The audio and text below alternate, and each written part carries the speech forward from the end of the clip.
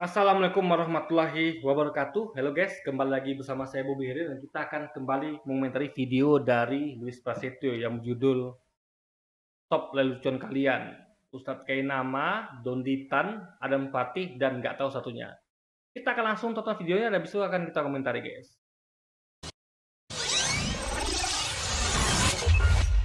Apa yang menjadi bahan lelucon hari ini yaitu tentang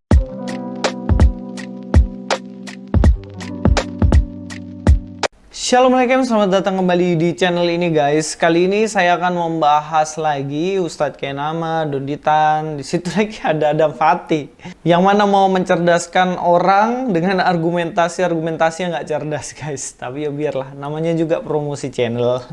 Nah, hari ini saya memberi judul Hentikan. Loh, apa bedanya Anda gitu kan? Anda juga melakukan itu gitu. Jadi apa itu nggak penting loh guys ya, disampaikan dia nggak penting loh itu. Urusannya gitu. Tapi ya sudahlah, kita lanjutkan videonya guys. Bukanlah lelucon kalian, tapi memang argumentasi, penarikan kesimpulan, semuanya itu kayak lelucon doang gitu loh. Ketemunya dari mana ke mananya nggak ketemu, karena ya memang nggak ada basic. Yang lucu nih ya, setiap kali pertemuan mereka yang dibahas tuh Alkitab. Nggak pernah saya lihat itu mereka bahas Al-Quran.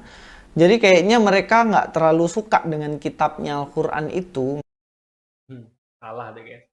Kenapa mereka bicara tentang Alkitab ya? Bukan masalah suka nggak suka, bukan masalah nggak suka sama Quran. Ingat, poinnya adalah itu kajiannya temanya apa? Temanya mereka adalah bagaimana menemukan kebenaran Quran. Yang mana Quran sampaikan bahwa kitab-kitab sebelumnya oleh ubah-ubah tangan manusia, ajaran nabi-nabi sebelumnya sudah sudah disampaikan manusia, ya, dan itu referensinya mana? Itu Alkitab gitu. Ini make sense gitu guys. Memang itu pokok bahasanya karena basic mereka sebagai mualaf. Jadi kenapa mereka mualaf? Karena mereka menemukan itu link antara Quran dengan Alkitab. Bahwa Alkitab itu masih ada yang sama dengan Quran, yaitu yang belum diubah oleh manusia. Itu make sense gitu. Ini saja nggak nyampe nalarnya gitu, ya kan? Dia karena nggak nyampe nalarnya, malah dikatakan orang ini nggak suka Quran, sukanya kitab. Enggak gitu, paham nggak maksudnya? Kalau mereka suka Alkitab, seperti tuduhan Anda, mereka nggak ngapain mualaf coba, ya kan? Mereka nggak suka sama Alkitab, ya. Bukan artinya nggak suka, benci, tapi mereka ini hanya sebagai untuk referensi, paham ya? Maka mereka sebagai bahan untuk rujukan bahwa apa yang disampaikan Quran itu benar. Perlu bukti dong, ya kan? Perlu evidence dong, ya kan? Itulah buktinya. Alkitab tadi yang ditemukan diadakanlah pencocokan. Pencocokan itu artinya adalah menemukan antara yang cocok dan kontradiksi. Yang cocok itu sesuai dengan Quran, berarti yang belum diubah, dan nggak cocok kontradiksi itu yang nggak sesuai dengan Quran, alias sudah diubah. Dan kalau lebih jauh lagi, dicocokkan lagi antara apa yang Yesus ucapkan dengan yang bukan Yesus ucapkan. Itu kontradiksi juga, guys. Ya, perjanjian baru itu kontradiksi atau nggak cocok dengan Yesus ajarkan. Nah, itu juga ketidakcocokan. Makanya itu perlu itu. Nah, mereka tidak melakukan itu. Maka mereka nggak tahu kalau ajaran Yesus itu beda dengan ajaran perjanjian baru. Gitu. Mereka ikut mereka tuh manut-manut aja gitu, guys. Ikut imani saja gitu, tanpa pernah mau mengkajinya. Mereka ini memang sukanya Alkitab, ya syukurlah. Mereka masih mau belajar Alkitab walaupun ya keliru-keliru. Berencana mencerdaskan orang, tapi akhirnya harus betul aja guys ya. Harus saya yang harus mencerdaskan kalian. Luis sama malu Anda Luis ya. Apa yang cerdas itu ya? Video Anda tuh udah banyak saya komentar Luis ya. Udah kebongkar semua guys ya. Anda tinggal tonton video saya tentang Luis ini udah banyak sekali gitu guys. Saya bongkar semuanya gitu. Apa yang cerdas itu ya kan? Aduh, ini malu-maluin gitu guys. Nanti setelah, karena kalau udah cerdas dia soalnya udah mualaf gitu kan. Seperti mereka ini, Ustadz Kainama dan lain-lainnya itu. Tapi dia tidak. Kan dia tidak cerdas guys gitu. Dia udah tepat pada dogma imani saja gitu kan. Setelah video ini stop sudah lelucon kalian. Daripada kita hanya hehehe ketawakan kalian aja guys. Orang yang menertawakan orang lain, padahal sebenarnya dirinya lah yang ditertawakan. Ya. Inilah Luis Prasetyo.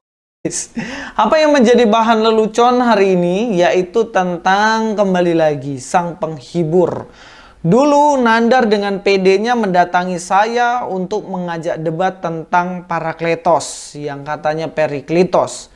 Ya, ternyata pada akhirnya harus... Itu udah saya buat videonya ya. Ini cuma salah paham gitu loh. Dan Luis waktu itu mengklaim menang. Debat tuh gak ada menang kalah bro. Berarti jadi nggak biasa berdebat. Gitu. Debat tuh adalah tukar pikiran, sharing gitu. Kita tahu apanya ada pikiran dia tahu pikiran kita. Gak ada menang kalah di debat. Karena orang-orang itu biasanya akan berpegang pada apa namanya ininya pendapat masing-masing gitu. Paham ya maksudnya itu, ya kan? Jadi nggak ada istilah menang kalah debat tuh nggak ada gitu, ya kan? Kan debat itu adalah kemauan masing-masing gitu. Kalau dia mau percaya, kalau enggak gitu kan. Itu inti debat itu bukan untuk kalau kamu kalah ya, kamu apa ya, percaya aku ya enggak ada orang yang aku kalah debat, guys. Paham ya? Enggak ada. Orang yang kalah sekalipun ya dia tidak akan aku kalah gitu.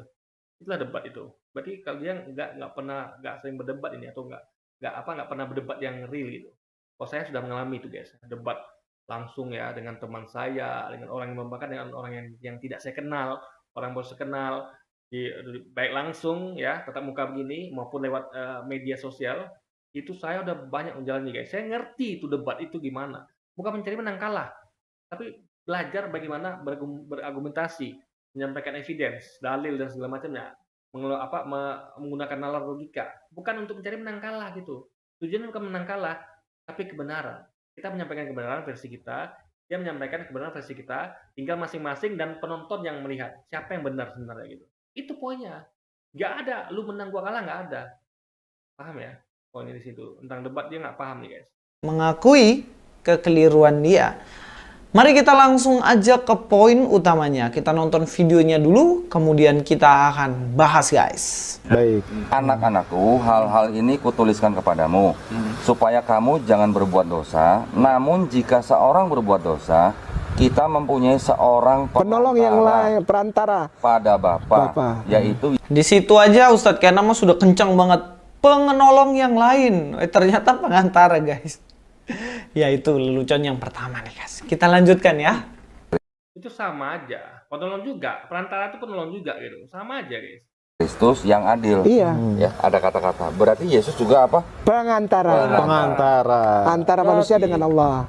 Parakletos itu artinya tadi kan Ustadz juga sebut ada penghibur, ada pengantara, Ada dalam bahasa Inggrisnya mungkin ada advocate. Iya. Betul? Advocate. Nah, jadi kalau ada Yesus juga sebagai seorang pengantara. Nah, di situ advocate katanya.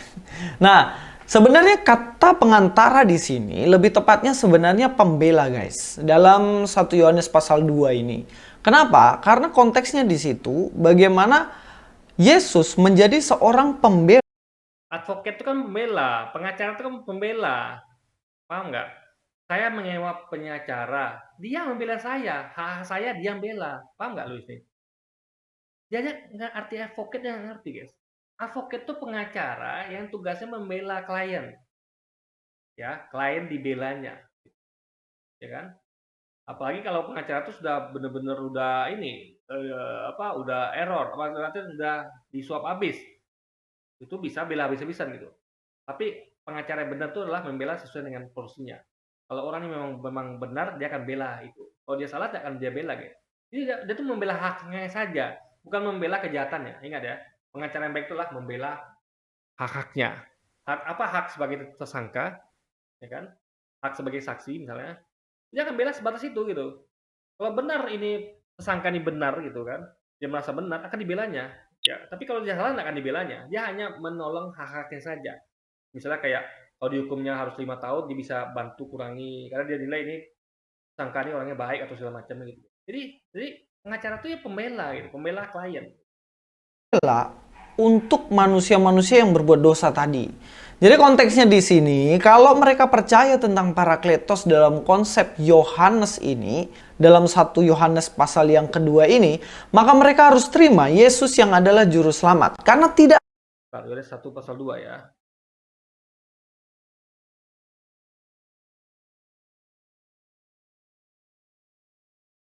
Oh, bentar guys, saya perlu buat lagi satu lagi nih.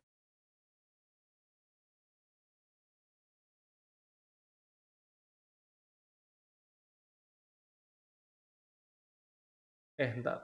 Oh, nanti aja lah ya. Nanti aja bisa kita open, guys. Yohanes 1 pasal 2 ya. Tapi sekarang bisa juga lah, ntar guys. Yohanes 1 pasal gampang nih pasal 1 ya. Yohanes 1 ya, nanti kita akan ini guys.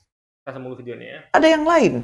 Intinya gini, jika dalam pengadilan ada orang yang bersalah, maka mereka akan membela dirinya dengan cara mengambil pengacara, advokat, untuk membela dia supaya dia lepas dari tuduhan bersalahnya. Nah, inilah yang dilakukan oleh Tuhan Yesus. Kita manusia berdosa. Mulai berasumsi guys. Ini asumsi liar loh ya kan. Nanti kita akan lihat langsung konteksnya ngomong tentang apa itu. Daripada kita dengar asumsi lu sini, nanti kita akan lihat langsung ayatnya guys. Konteksnya apa gitu. Kita dihadapkan pada sebuah pengadilan, dan kemudian nanti ketika kita dituduh akan dosa-dosa kita, maka sang pembela kita, pengantara kita, yaitu Yesus itu akan membela kita. Oh, dia sudah percaya sama aku, jadi dia bisa lolos dari penghukuman kekal itu. Nah, konsep ini tidak. Jadi saya tanya, pengacara yang di pengadilan itu adalah apa ya? Apa namanya? Bisa membebaskan orang karena orang itu percaya sama dia ya? Nanti ya maksud saya. Kalau orang ini salah ya, jadi gini, di pengadilan itu Luis ya, saya kasih tahu pada Anda ya, di pengadilan itu orang itu akan menanggung hukuman sesuai perbuatannya, nggak ada hubungan sama pengacara, paham ya? Kalau orang ini bersalah, dia akan dihukum. Pengacara itu tugasnya bukan untuk menghapuskan kesalahan dia, paham ya? Misalnya orang membunuh nih, kan kita ngomong tentang dosa kan, berarti manusia itu betul-betul melakukan dosa kan? Orang tadi kan berdosa Anda katakan kan, orang-orang berdosa kan? Mereka ini betul-betul melakukan kesalahan. Nah, Yesus datang sebagai pelantara itu untuk membela dalam artian kalau Anda memaksakan itu juga ya. Ya kalau Anda bersamakan dengan pengacara, pengacara itu membela kliennya bukan untuk memastikan dia bebas, enggak. Salah Anda itu. Ya. Karena yang memastikan bebas itu adalah hakim. Pengacara hanya membantu kliennya untuk mendapatkan hak-haknya. Haknya akan kebenaran. Kalau memang tersangka itu merasa dia benar, pengacara ngebantu itu. Pengacara akan minta apa buktinya Anda gini, dia akan bantu mencarikan bukti, menyusun argumentasi gitu. Tapi pengacara nggak bisa meloloskan orang ini dari sangkaan dari hukuman, hakim yang meloloskan itu guys. Jadi yang meloloskan, kalau analogi ini ya, yang meloloskan hukuman itu adalah hakim. Siapa hakimnya? Allah atau Allah, Yesus atau pengacara ini cuman orang yang membela hak-hak lainnya. Jadi itu sebagai pembela nabi yang membela hak-hak dari umatnya. Paham ya maksudnya di sini? Jadi ini bukan Yesus ini bukan hakim, bukan Allah, dia hanya pengacara, perantara gitu, guys. Ya. Kalau memang terbukti tersangka ini bersalah, pengacara nggak dapat membuktikan tersangka ini nggak bersalah, ya, tersangka akan masuk penjara. Sama kayak Yesus juga. Ya. Kalau orang ini bersalah, ya, tetap dia akan masuk dihukum gitu. Yesus nggak dapat menyelamatkannya karena pengacara nggak bisa menyelamatkan klien. Ngerti ya? Kalau berlaku seperti itu, makanya ya gampang banget deh pengadilan itu. Saya bunuh orang nih. Saya tinggal sewa klien namanya apa? Dewa pengacara namanya Yesus. Gitu ya. Anggaplah pengacara namanya Yesus nih. Ini bukan menghina ya, tapi analogi biar Anda paham perumpamaan. Yang punya ngomong seperti itu. Ya. Kalau analoginya kayak Anda katakan tadi dia tuh bisa meloloskan orang di hukuman ya. Berarti kalau saya melakukan kejahatan, lalu saya harusnya dihukum, datang pengacara bisa buat saya nggak dihukum, ya kan? Dengan argumentasi saya percaya pada pengacara itu, ya kan? Ingat pengacara sama hakim nggak ada hubungan di sini guys, nggak ada hubungan seperti itu, paham ya? Pengacara sama hakim ini hubungan sebagai apa institusi kehakiman aja, tapi nggak ada hubungan apa ya, yang kayak kolusi gitu nggak ada. Nah, sementara Yesus dengan ini adalah ada hubungan, ya, Nabi dengan Tuhannya. Jadi beda kalau mau dia apa namanya dengan disamakan dengan pengacara itu beda guys gitu. Nah, tapi kita akan teruskan aja ya. Jadi apa namanya tadi itu ya pengacara itu nggak dapat meloloskan saya dari hukuman gitu. Dia hanya bisa membela hak saya. Kalau terbukti saya bersalah, saya akan dihukum, tapi dia akan berusaha menginginkan hukuman saya. Misalnya karena dia bilang, oh, ini orang baik kok Pak gitu.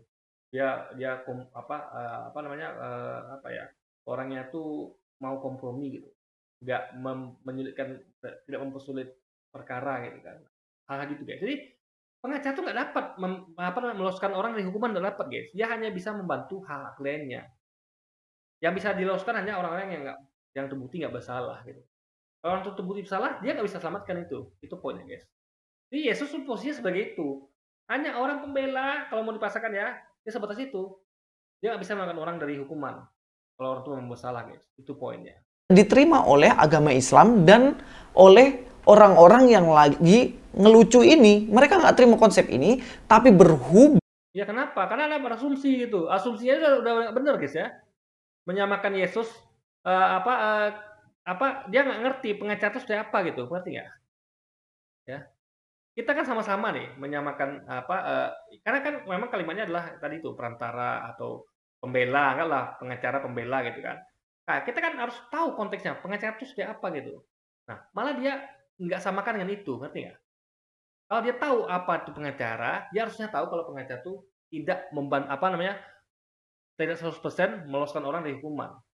Tidak bisa pengacara meloloskan orang dari hukuman, guys. Kalau terbukti bersalah ya sudah. Pengacara bisa buat apa gitu. Yang bisa lakukan pengacara adalah membela hak-haknya saja, guys. Nah, itu yang Yesus lakukan. Yesus sama sekali tidak meloloskan orang dari hukuman, enggak. Yang Allah tak akan menghukum orang ini. Yesus cuma membela sebatas apa yang Yesus bisa. Paham ya maksudnya di sini? ini ada mau dikait-kaitkan sama nabinya, ya diterima aja gitu. Ya karena ya memang bagaimana mereka itu sebenarnya buta tentang Alkitab itu sendiri. Tapi Oh, buta kitab gitu. Jadi orang para mualaf itu justru karena dia nggak buta kitab maka dia mualaf. Ya, dia kaji itu Alkitab, guys. Ya, dia membuka dogma-dogma itu semua, dia buang semua dogma itu, dia posisi netral, karena dia ragu sama kitabnya. Dia ragu sama kitab, ya kan? Tapi dia juga belum percaya Quran. Maka dia kaji dulunya, guys. Itu adalah orang-orang yang menurut saya itu super. Orang yang mau belajar, orang yang mau mencari kebenaran. Lucy tidak. Dia tetap termakan pada dogma dan dia tidak pernah melakukan Alkitabnya. Itu poinnya ya. Orang yang pernah melakukan Alkitabnya, ya, itulah orang yang mau belajar. Udah yang penting begini deh, yang penting Yesus Tuhan deh. Yang penting Yesus mati kayu salib, dah itu aja. Kalau mereka tidak, orang ini cerdas. Mereka mempertanyakan, benar nggak sih Yesus Tuhan?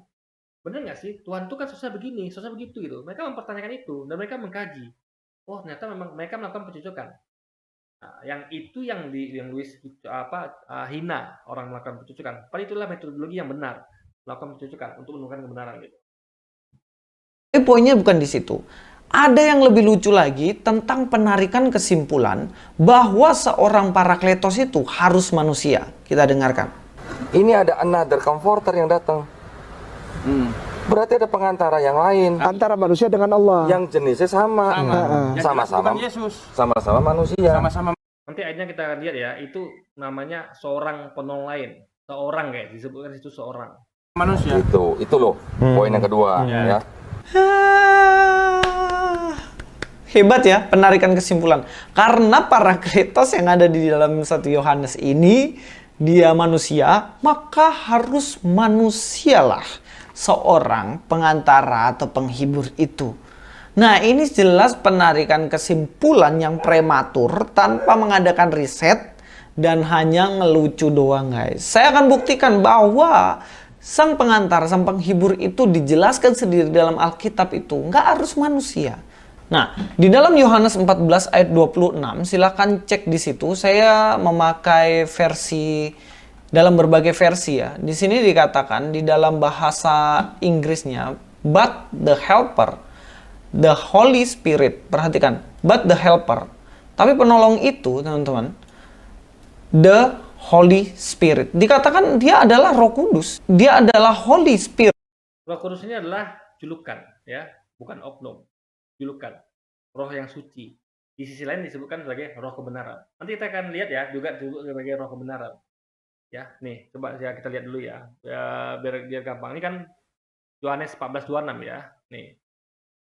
Nah, saya punya ayatnya Yohanes 14 ya. Yohanes 14:26.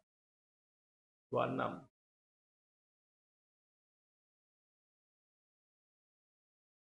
Nah, yang lihat di awalnya ya, disebut juga dia tuh disebut juga bukan hanya Roh Kudus, ya. Ini kan penghibur yaitu Roh Kudus. Dia disebut juga Roh Kudus, ya, penghibur itu juga disebut sebagai Roh kebenaran. Ini jelas adalah bukan oknum, guys. Title. Paham ya title ya? Dia kadang disebut Roh kebenaran, kadang disebut Roh Kudus, disebut penghibur juga, penolong. Ini semua ada title gitu. title dari oknum ini, orang ini gitu. Title-nya itu, julukannya. Kalau ini Roh Kudus, semuanya akan Roh Kudus ini, ya. Aku minta kepada Bapak, ia akan memberikan padamu seorang penolong, yaitu Roh Kudus. Ini harusnya sini Roh Kudus juga sini, ya kan? Ya.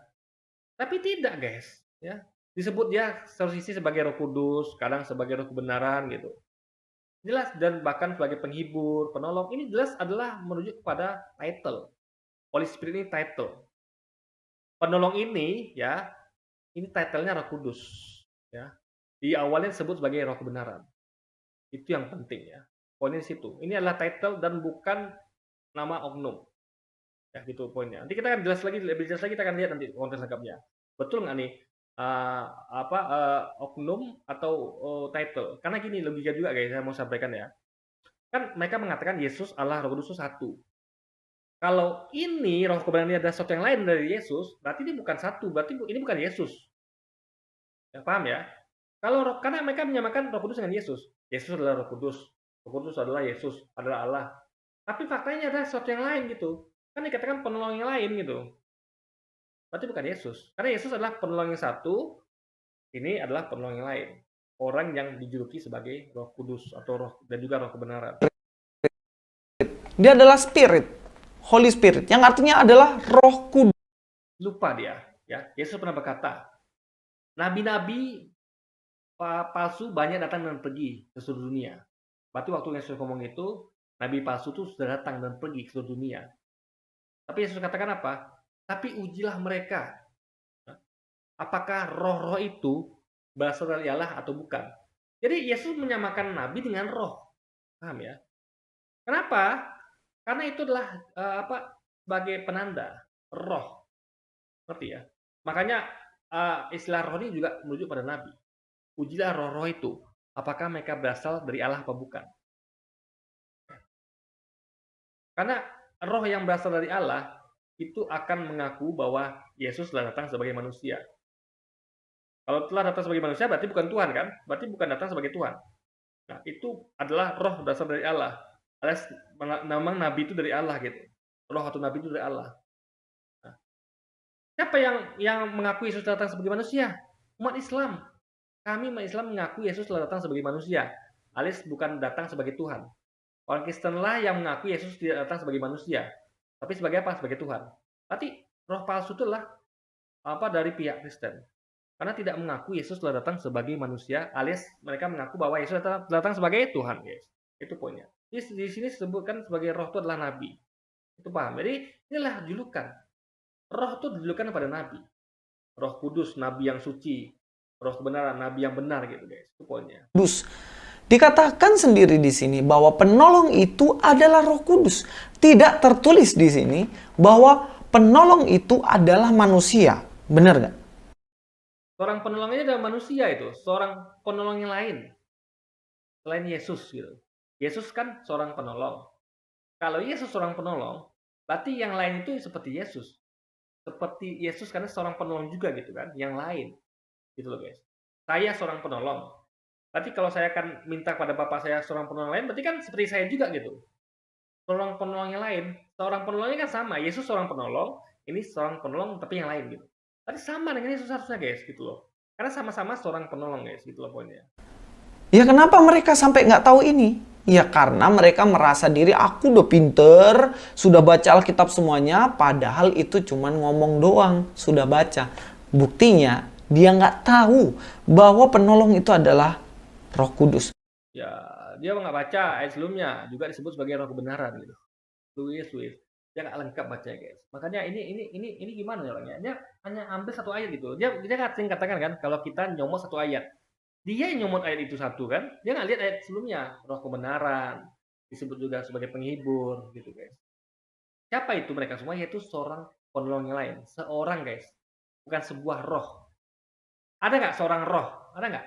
Orang tuh ya, kalau Anda buka kamus, orang tuh manusia, orang. Ya, orang itu, orang udah tahu, berarti orang. Seorang itu orang tahu, nggak mungkin roh gitu. Jadi roh ini pastilah titelnya. Roh Kudus adalah titel yang disematkan kepada seorang penolong yang lain itu. Titelnya juga selain Roh Kudus juga roh kebenaran. Itu ada di ayat sebelumnya gitu. Luis nggak baca lengkap ayatnya gitu guys, konteksnya gitu. Lalu apakah beda ini versi ini dengan bahasa Indonesianya? Lebih gampang kita cek bahasa Indonesianya. Dalam bahasa Indonesianya lah ya. Di dalam Yohanes 14 ayat 26 dalam versi terjemahan baru ini ya. Tetapi penghibur yaitu Roh Kudus. Penghibur atau penolong itu yaitu Terjemahan baru guys, berarti terjemahan lama itu kan. Berarti kan revisi. Terjemahannya ini revisi guys, gimana bisa coba itu kan? Makanya dulu juga ada namanya itu Lord itu diartikan Tuhan, tiba-tiba revisi baru jadikan Tuhan. Itu kan kacau guys. Saya ini Tuhan apa Tuhan? Kacau guys, beda. Oh saya Tuhan, itu berarti saya punya keterbatasan. Ya. Oh saya Tuhan, saya nggak punya batas. Makanya kacau kalau ada revisi. Jadi Yesus itu adalah Tuhan atau Tuhan. Karena bahasa Inggrisnya Lord. Itu kacau guys. Makanya mereka ini memang biasa merevisi gitu, termasuk terjemahannya. itu siapa dikatakan di sini? Roh Kudus. Jelas ini besar-besar Roh Kudus, nggak ditulis di sini. Penghibur itu adalah manusia, tapi dikatakan roh. Dalam Ya, itu title ya. Yang tadi saya sebutkan itu.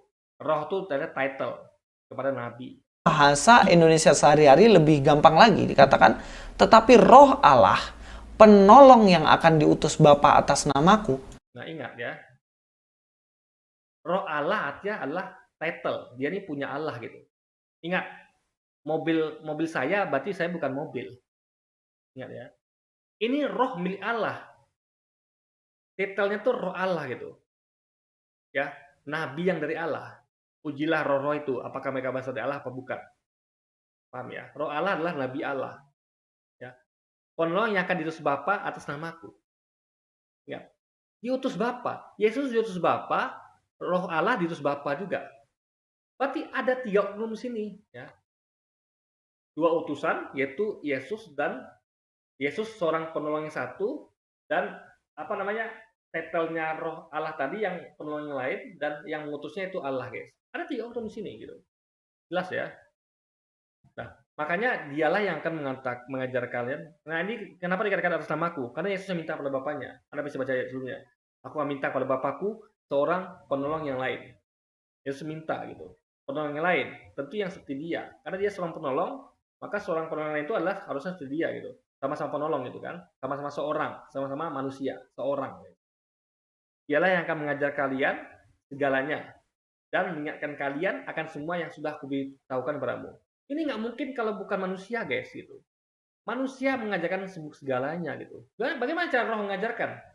Coba, Anda belajar sesuatu yang tidak terlihat, bisa nggak? Bisa nggak Anda belajar sama sesuatu yang tidak terlihat? Atau diingatkan oleh sesuatu yang terlihat? Itu kalau Anda bermimpi. Atau Anda berfantasi. Anda merasa, kayaknya saya lagi diajarkan nih sama sesuatu nih.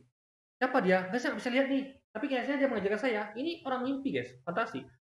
Mengajar itu ya adalah harus ada oknumnya yang mengajar. Itu nabi tadi. Mengingatkan gitu. Ini loh ajaran Yesus. Kayak saya nih. Saya mengajar nih sekarang. Dan mengingatkan kalian gitu. Luis Pasito dan kawan-kawannya akan ajar Yesus. Yaitu hukum cerai tadi, hukum zina dan segala macamnya gitu. Orang guru mengajar ya. Kalau dia nggak bisa menampakkan fisik di depan muridnya, dia akan pakai webinar. Yang penting dia kelihatan. Minimal suaranya deh. Misalnya kayak gini kan, dia tutup ini misalnya. Tapi suaranya kedengaran. Tetap dia mengajar. Minimal suaranya deh kedengaran gitu. Nah, ngerti maksudnya ya? Ini sekali lagi ini jelas orang. Karena dia akan mengajar kalian segalanya dan mengingatkan kalian akan semua yang sudah kuberitahukan padamu. Jadi, yang disampaikan itu sama yang Yesus sampaikan. Nah, untuk itulah maka dilakukan metode pencocokan. Apakah sama nggak ajaran Nabi Muhammad dengan Yesus ajarkan? Ternyata sama, matching gitu. Nabi Muhammad mengajarkan tentang hukum cerai, Yesus juga. Hukum halal haram, Yesus juga. Hukum cerai, Yesus juga. Hukum zina, Yesus juga. Sama, cocok gitu. Makanya ini untuk menuju pada Nabi Muhammad yang mengajarkan dan mengingatkan kalian akan semua yang telah kuberitahukan atau ajarkan kepadamu, guys. Itu poinnya. Roh Allah, penolong yang diutus Bapa atas nama Yesus itu, di situ justru dikatakan Roh Allah. Dia adalah Roh Kudus. Dalam bahasa Yunaninya dikatakan di sini, Hode Parakletos to Pneuma to Hagion. To Pneuma. Jadi jelas ya, kalau dikatakan bahasa aslinya Roh Kudus, diartikan sebagai Roh Allah. Kenapa? Karena memang cuman julukan, guys. Kalau nama ya akan diartikan sama. Roh Kudus ya Roh Kudus itu. Dan di sebelumnya juga dikatakan Roh Kudus, tapi tidak. Sebenarnya itu Roh kebenaran. Ini cuma title. Ada 4 title di situ.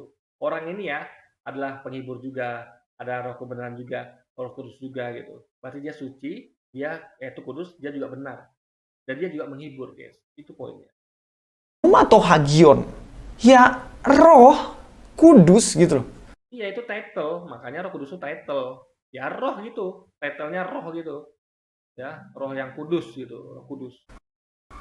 Jadi Parakleton itu atau sang penghibur atau sang penolong itu adalah Roh Kudus. Jadi ingat ya, oknumnya seorang penolong. Ya, titlenya Roh Kudus. Jelas ya. Oknumnya tadi sudah itu roh seorang penolong. Udah ada oknumnya situ. Saya seorang penolong. Title saya adalah Roh Kudus. Paham ya? Jadi bukan oknumnya Roh Kudus itu bukan. Oknumnya adalah seorang penolong yang lain. Gitu. Saya oknumnya seorang penolong. Roh Kudus title saya. Bukan saya Roh Kudus, bukan. Itu title saya, bro. Gitu loh. Itu yang mau saya disampaikan itu sebenarnya gitu kan. Tapi dia nggak ngerti, guys. Dia nggak ngerti bahasa gitu. Kacau akhirnya. Dia menyamakan title dengan oknum. Padahal oknum sudah disebut itu seorang penolong gitu. Seorang penolong, seorang penghibur itu oknumnya. Roh Kudus itu titlenya. Ya. Perumpamaannya gitu. Nggak dibilang di situ manusia. Kalau teman-teman tahu, manusia ya, saya ambil di sini dalam Yohanes 8 ayat 28. Seorang penolong, guys, ya. Makanya dia harus baca. Nih, dia akan memberikan padamu seorang penolong yang lain. Seorang penolong, guys, nih. Seorang penolong yang lain. Seorang penolong, ingat. Manusia, guys, seorang penolong. Yesus adalah seorang penolong. Kenapa dikatakan Yesus seorang penolong? Karena dia manusia. Seorang penolong lain itu juga manusia. Karena seorang, guys. Seorang itu apa artinya? Anda buka kamus deh. Apa arti kata seorang? Seorang itu bukan roh gitu. Nah, titlenya Roh Kudus atau Roh Kebenaran. Paham di sini ya? Oknumnya seorang penolong, titlenya Roh Kebenaran. Makanya dipakai kata-kata yaitu. Yaitu dia bergelar Roh Kebenaran gitu, guys. Di sini juga di bawah disebut gelarnya sebagai Roh Kudus gitu. Ini harus belajar bahasa biar dia nggak error gitu, guys. Son of Man. Man dalam bahasa Yunaninya itu dikatakan anthropos. Kalau dalam Yohanes 8:28 ini dia tidak memakai anthropos tetapi Ya, karena itu apa? Title. Ya, title, bukan oknum yang tadi. Seorang penolong lain itu ya yang harusnya dia artikan itu kan, yang dia sampaikan dia itu bukan yang Roh Kudus ini title gitu. Bukan orang. Kenapa? Karena ini bersifat genitif. Jadi, kalau mengatakan, menyimpulkan bahwa Parakletos itu harus manusia, kalau di sini Parakletos harus manusia, berarti di sini tulisannya bukan Hode Parakletos, to pneuma to hagion, tetapi harus memakai pneumanya ini jadi anthropos.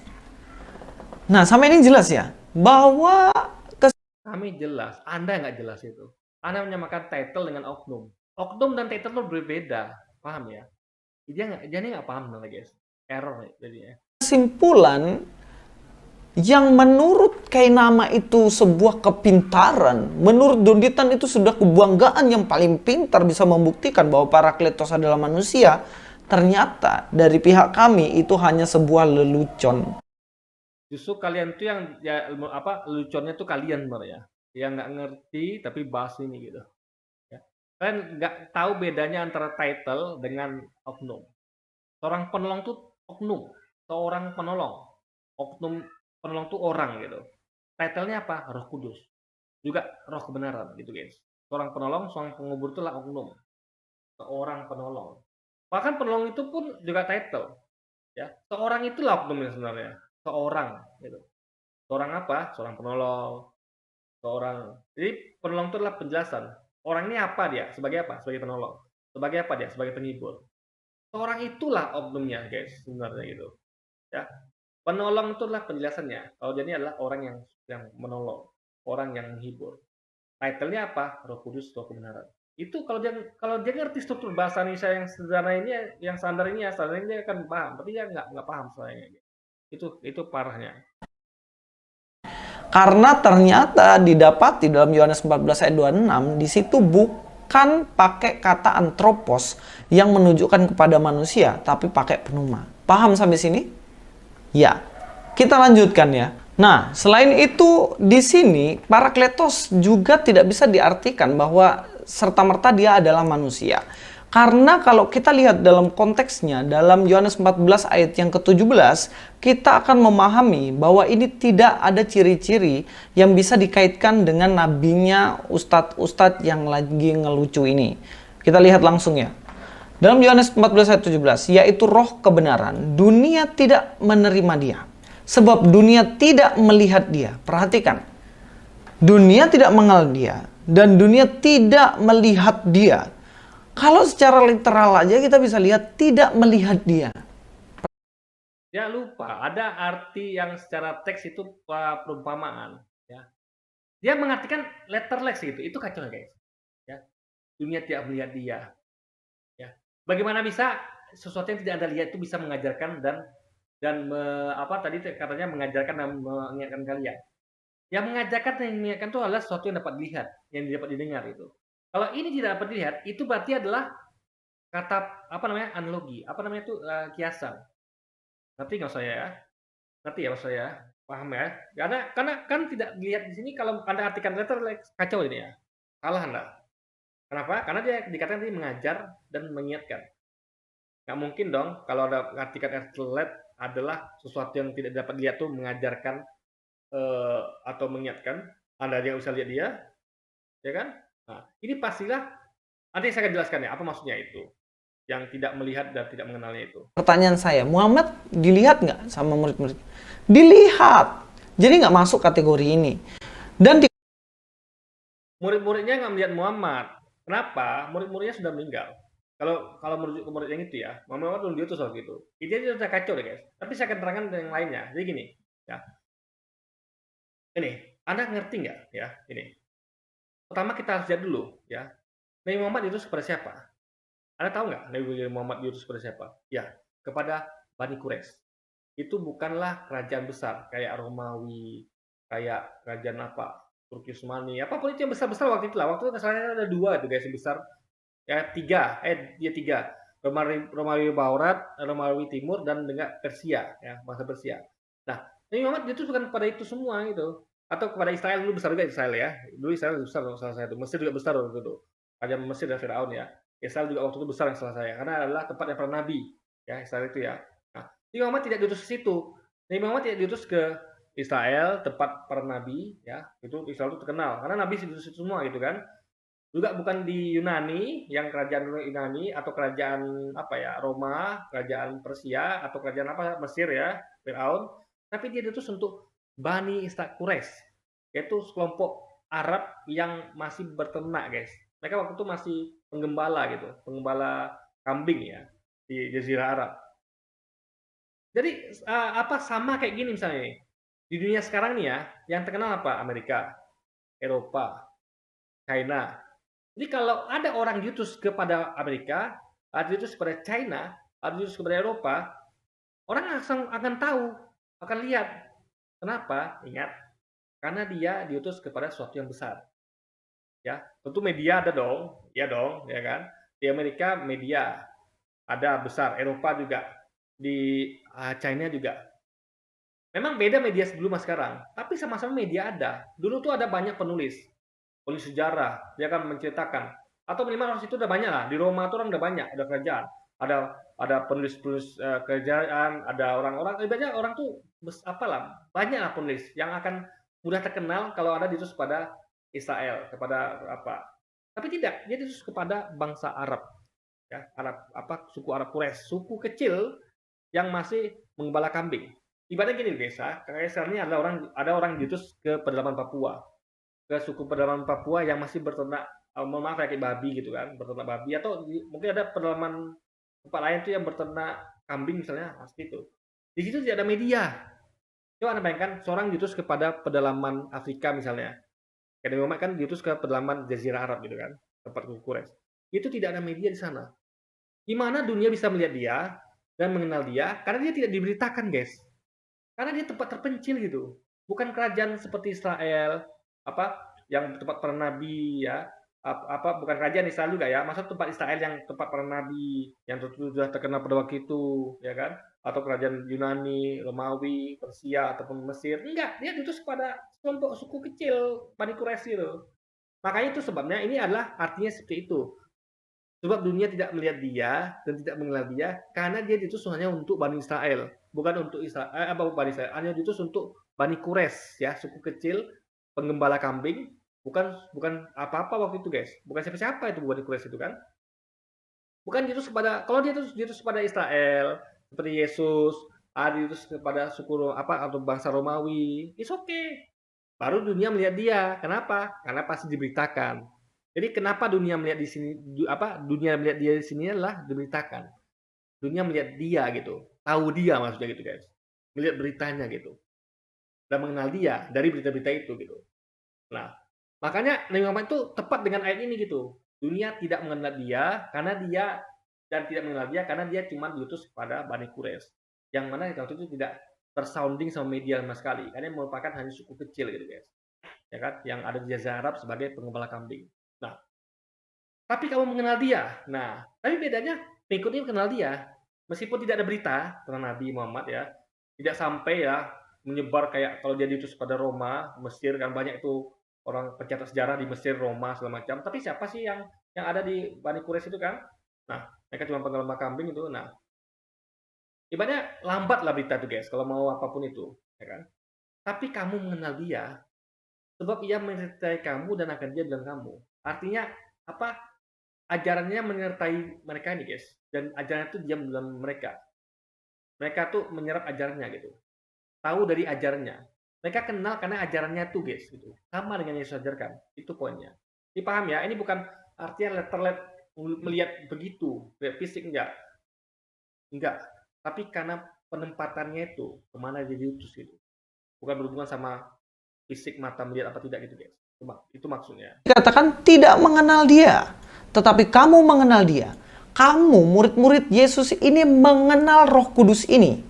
Sebab ia menyertai kamu dan akan diam di dalam kamu. Menyertai para murid dan diam dalam diri para murid. Nah, ini yang bisa melakukan siapa? Roh Kudus. Terbukti.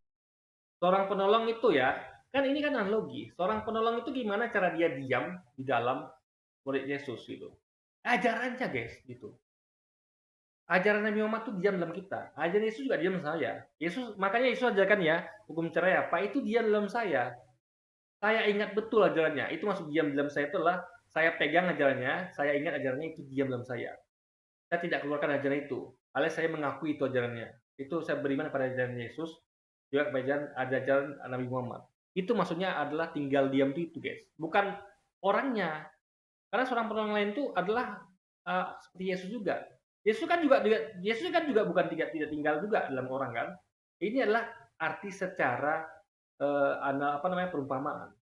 Bukan betul-betul dia yang diam gitu guys, tinggal gitu. Bukan arti letterless ini, tapi perumpamaan. Bukti ketika hari Pentakosta yang mana Roh Kudus turun atas mereka, menyertai mereka dan terus ada di dalam diri mereka. Loh, pada waktu itu Muhammad belum ada. Pada waktu itu, apakah murid-murid disertai oleh rohnya Muhammad atau Muhammad sendiri yang menyertai mereka? Kan jelas enggak. Jadi kalau dikaitkan, ingat ya, Yesus ini ngomong kepada kamu, ini adalah konteksnya global ya. Kepada orang yang percaya Yesus setelahnya. Ya. Kamu sih bukan hanya murid-muridnya. Ya. Nanti muridnya akan nyampaikan lagi kepada murid-muridnya. Terus sampai nanti. Jadi ini bukan merujuk pada murid yang itu, tapi murid yang berkelanjutan. Ya. Jadi orang yang nanti itu yang akan ketika diutus seorang penolong itu akan mengenal dia, ya. Bisa jadi di zaman murid setelahnya dan seterusnya gitu. Dan mereka semua akan mengenal dia gitu. Karena ajarannya gitu, guys. Paham ya? Ini bukan merujuk pada murid yang ini gitu, tapi murid yang keseluruhan. Yang akan, karena semua percaya Yesus itu adalah muridnya gitu. Saya juga murid Yesus, tapi murid yang benar. Karena saya percaya Yesus apa adanya, sebagai nabi, bukan sebagai Tuhan. Parakletos ini dengan nabinya Pak Ustadz ini yang lagi ngelucu, jelas nggak nyambung. Karena dalam konteks dan teks ini, jelas-jelas bahwa syaratnya adalah mereka harus tinggal di dalam para murid harus kenal mereka. Ingat, Yesus juga katakan ya, mana ya?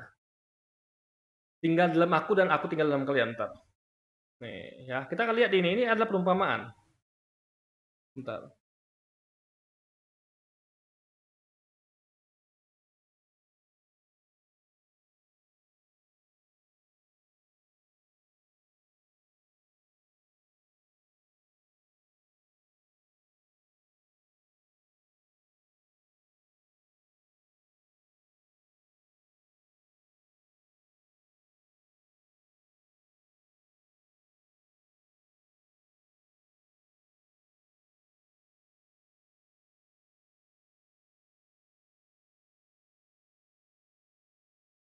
Nah, ini. Nih. Pada waktu itulah kamu akan tahu bahwa aku di dalam Bapakku dan kamu di dalam aku dan aku di dalam kamu. Paham ya? Ngerti ya maksudnya ya? Ini ngomong mengenai ajaran, guys. Bukan Bapa itu tinggal dalam diri pengikutnya nih. Bukan Yesus yang tinggal dalam artian itu. Ngerti ya? Ajarannya, guys. Ini jelas buktinya loh. Nih. Ya. Pada waktu itulah ya, kamu akan tahu, jadi tinggal sesaat lagi dan dunia tidak akan melihat aku, tapi kamu melihat aku, sudah aku hidup dan kamu pun akan hidup. Itu nanti di hari kebangkitan ya. Pada hari kebangkitan itu ya, Yesus akan hidup dan mereka pun akan hidup. Ya kan? Hidup yang kekal maksudnya. Hari penghakiman, hari kebangkitan. Nah, pada waktu itu hari kebangkitan atau hari penghakiman itulah kamu akan tahu bahwa aku di dalam Bapakku dan kamu di dalam aku dan aku di dalam kamu. Maksud di dalam sini lah guys, bukan orangnya, bukan Yesusnya gitu. Bukan Yesus masuk dalam orang ini pengikutnya, bukan di dalam orang ini orangnya, bukan Yesusnya, tapi ajarannya guys. Paham ya? Mereka ini merupakan satu rangkaian. Tuhan, Allah, Bapa, Nabi Yesus, dan pengikutnya. Makanya ada 3 ya. Aku di dalam Bapakku, Yesus dalam Bapaknya ya, di dalam Bapaknya. Ingat kayak tadi itu dikatakan adalah dia di dalam pengikut Yesus itu kan. Sama seperti ini guys analoginya. Ini bukan letter tapi adalah perumpamaan. Yesus di dalam Bapa ya, pengikutnya di dalam Yesus dalam pengikutnya. Kan sama dengan Nabi Muhammad juga begitu. Nabi Muhammad dalam pengikutnya gitu. Paham ya? Dengan artian pengikut di dalam itu adalah masuknya atau menyertai itu enggak. Menyertai itu ajarannya. Gitu ngerti lah. Paham ya? Itu poinnya guys. Dan beberapa syarat lainnya. Jadi kalau memahami ayat Alkitab menyeluruh dong. Ya, jadi dia nggak kasih itu kan. Justru saya yang bahas kan. Justru dia nggak menyeluruh guys. Dia nggak sampaikan dia roh kebenaran, saya sampaikan roh kebenaran. Dia cuma sampaikan roh kudus saja. Justru dia yang tidak menyeluruh guys. Itu poin, itu faktanya ya. Jangan cuma comot sana comot sini berlagak. Ya, itu yang dilakukan Luis. Ya, saya melakukan menyeluruh. Saya ambil yang lain juga. Tapi dia tidak. Dia hanya ambil roh kudusnya dan dia artikan letterlet. Padahal artinya bukan letterlet gitu. Tapi orang yang diutus, bagaimana coba gini? Anda kenal nggak ada orang yang ada di pedalaman Kalimantan? Nggak ada media guys. Tapi orang yang diutus ya ke Amerika orang yang kenal. Di situ ada media. Ya, apalagi orang ini menyampaikan kan. Coba ada orang yang ngaku nabi atau Tuhan lah gitu. Coba ada orang mengaku Tuhan kayak mengaku nabi kayak dianggap Tuhan atau nabi lah. Dia ada di Amerika. Pasti orang akan heboh. Wih, ada nabi di Amerika diutus. Ada Tuhan turun di Amerika. Pasti akan kenal dunia akan kenal dia, akan lihat dia. Kenapa? Diberitakan. Paham ya? Melihat dan mengenali dalam artian diberitakan. Kenal dari berita dan lihat dari berita. Nah, kalau ada Tuhan atau nabi diutus ke pedalaman terpencil, gimana orang mau tahu beritanya, guys? Ya orang nggak kenal dan tidak lihat dia karena dia ada di tempat terpencil, nggak ada media gitu. Itu poinnya di situ perumpamannya. Lu bisa ngerti itu dia nalarnya nggak nyambung, guys, nggak nyampe logikanya gitu kan. Sok tahu bilang katanya panggil Grab nggak nyambung, salah, bukan gitu. Panggil ojek nggak nyambung Jack gitu. Nah, ya dia lagi ngomong tadi dia sendiri, guys. Terus sini gitu. Sampai di sini. Ya mungkin itu saja dari saya dan mudah-mudahan ini bisa berguna buat teman-teman. Saya akan menjawab mungkin beberapa waktu ke depan tentang pertanyaan dari Ustadz Kainama. Kenapa kok dalam bahasanya pakai he? Padahal orang Kristen konsepnya di situ adalah Roh Kudus yang adalah netral. Sebut ya. Kalau perspektifnya Kristen, comforter itu Paling sama kayak di Juli, guys. Yang video yang saya bahas sebelum ini ya Dulu maksudnya saya nggak tahu. Nanti saya atau mana yang saya upload duluan.